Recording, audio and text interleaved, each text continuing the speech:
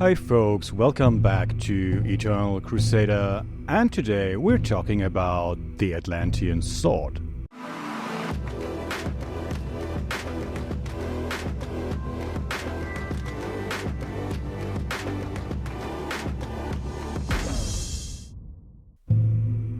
The Atlantean Sword is a bastard sword that was once owned by an ancient, presumably Atlantean king, who was buried in a small crypt along with the sword and several servants. While fleeing from a pack of wolves, Conan discovers the tomb and finds the sword inside. He uses it to free himself from his shackles and defeat the wolves. The sword was used in both Conan the Barbarian and the Destroyer, quickly becoming an iconic prop with high recognition value and cult status. Even today, there are dozens of vendors that produce replicas of the sword as wall decorations. The sword has also appeared in illustrated form from time to time. When Titan Comics and Heroic Signatures set out to revive Conan in comic form after the unsuccessful Marvel run, they decided to make the Atlantean Sword a significant part of the new corporate identity. It appeared on the cover of the first Conan pastiche under Heroic Signatures, Blood of the Serpent. It adorns the new title logo of the comics. Conan wields it even in Arcudi's and von Fafner's story The Dragon's Hoard. Recently, it has also become part of the official Conan storyline in the monthly comics series. So this is where we enter some spoiler territory. In the current storyline, Conan is thrown back in time by ancient magic and finds himself alongside King Kull in the Thurian Age, tens of thousands of years before his own time.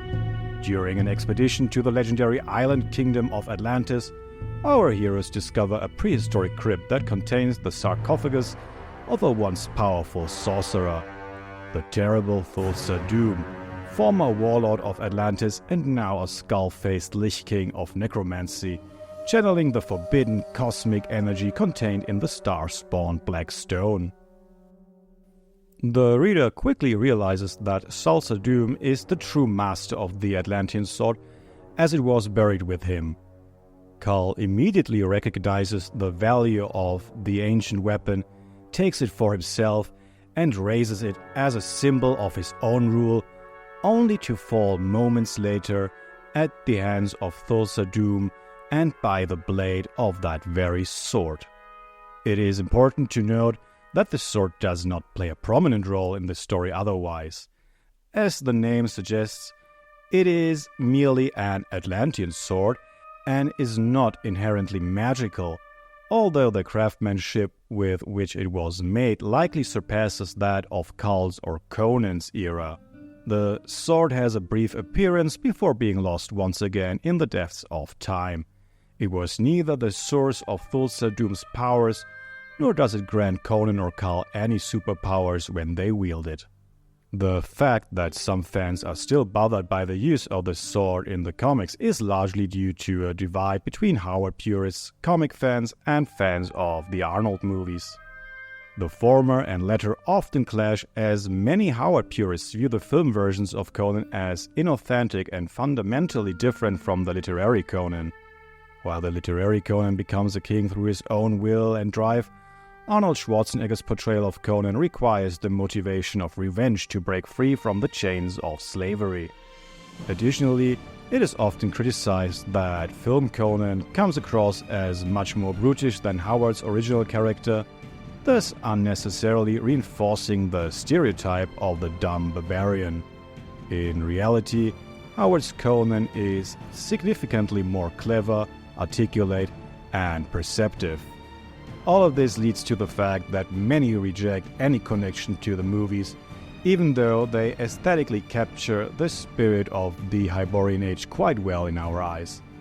The creative team around director Milius had a good sense of what Conan's world should look like, thus influencing our perception of Hyborian aesthetics to this day. Costumes, forms, and iconography are still strongly influenced by the film's look in many modern Conan products, which appears distinctly more archaic and megalithic than the generic medieval settings of many other fantasy films. The design of the Atlantean sword is also timeless and has become iconic for a reason. Ultimately, tiny and heroic signatures have taken a middle path here, which is also a clever business decision. Because it's a sad truth that the Arnold movies remain more popular than the old comics or even the original pulp stories. The fact that these works still exist in the shadow of this not entirely faithful film adaptation frustrates many fans. And while it is understandable that fans want to avoid any connection between Conan and the movies in this context, it is also clear why Titan and Heroic Signatures do not want to completely forgo the iconography of that very movie. As Jim Zub explained in an interview, the brand recognition and the power of symbols are simply too significant to ignore entirely. From a business perspective, that would not make sense either. We believe they have found a clever compromise. The sword itself is merely an Easter egg in the story without any special significance. It is not a magical sword, it does not grant its wielder any extraordinary powers. It is simply a very well-designed sword, worthy of an Atlantean king, and thus holds a place in the now broad and diverse Conan lore. Well, thank you all once again for listening to Eternal Crusader. If you like our content, please leave us a like or a comment in our comment section. And if you feel extra brave, please do as our favorite Sumerian would do, crush that subscribe button, see bad YouTube content driven before you, and hear the lamentations of YouTubers who are too weak to enjoy sword and sorcery. Till next time.